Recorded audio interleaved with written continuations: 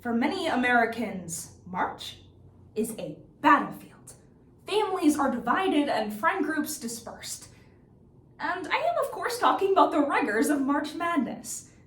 And while I and many of my family members bet our stakes on our favorite college basketball teams on things like ice cream and personal pride, for many people, especially those who invest money in their picks, the implications are much more severe, especially because, as reported in an article posted by Pew Research Center on February 10th of 2023, the amount of money placed on sports betting in 2022 alone was $7.5 billion, which marked a 75% increase from just 2018. And this profound increase can largely be attributed to both post-pandemic boredom and also the 2018 Supreme Court case which legalized the expansion of sports betting beyond the state of Nevada. Indeed, now 30 states, plus DC and Puerto Rico, have sports betting allowed either in person or online. And because of the emergence of this new and highly lucrative industry, we need to take a look under the hood and establish just what the implications of this new industry really are.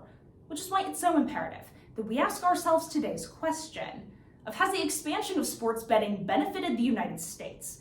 And the answer is a resounding no, for three key reasons. First, because it promotes addiction culture.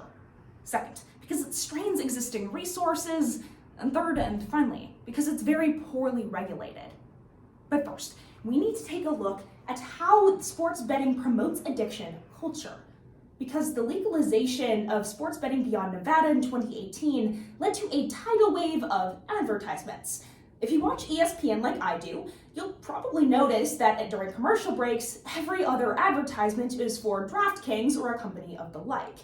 And this profound amount of advertisement might seem trite, but it's incredibly important because it advertises to everyone of all age groups the availability of sports betting. Indeed, because sports betting can now be done online, it's available 24 hours a day. And both this increased knowledge of sports betting's existence and its availability has many people concerned about its implications for addiction. As explained in a report done by Johns Hopkins University, people are twice as likely to become addicted to sports betting than they are to any other kind of gambling. Indeed, it goes on to state that since 2018 alone, 30% more people have become addicted to sports gambling, which is of significant concern because all of these factors seem to be put in place by the companies themselves intentionally. And if you have an industry in the United States that is purposely hooking people on an addiction that can lead to mental health problems like anxiety, depression, and even suicidal thoughts, not to mention financial loss and lost productivity at work, you're finding yourselves in a situation where Americans are harmed at the benefit of a corporation, which is the first reason why sports betting is most certainly not benefiting the United States, because it's promoting addiction culture. But second, we need to take a look at how that strains resources, because unlike many other kinds of addictions, gambling, and specifically sports betting, has very little resources attached to it.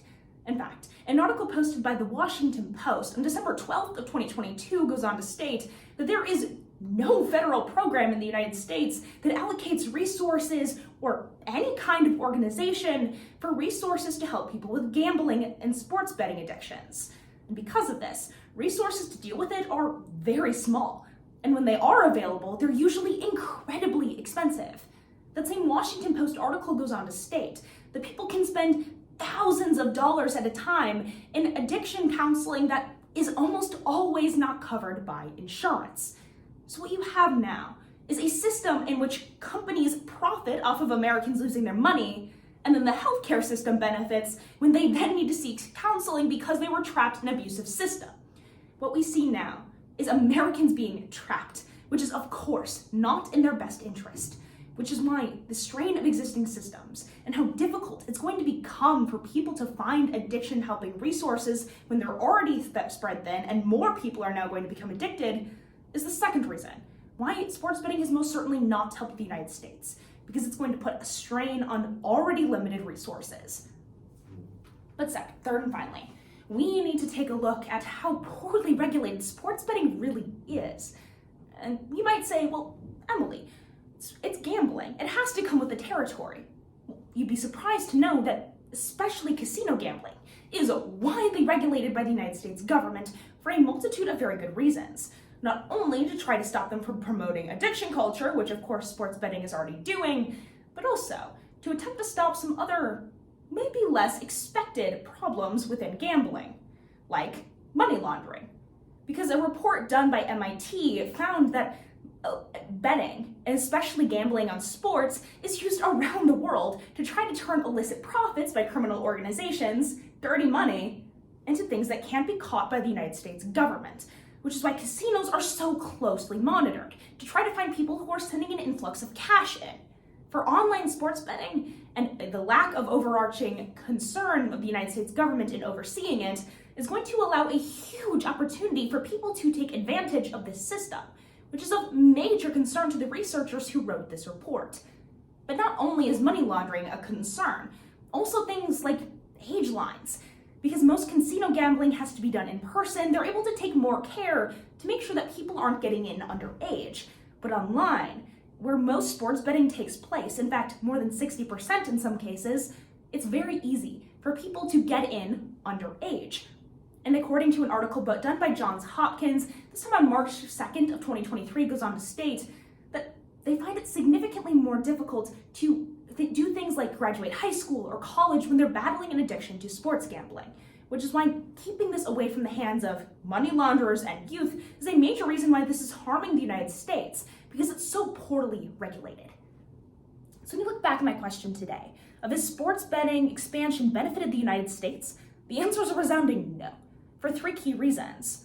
First, because it promotes addiction culture. Second, it strains resources. And third and finally, because it's poorly regulated.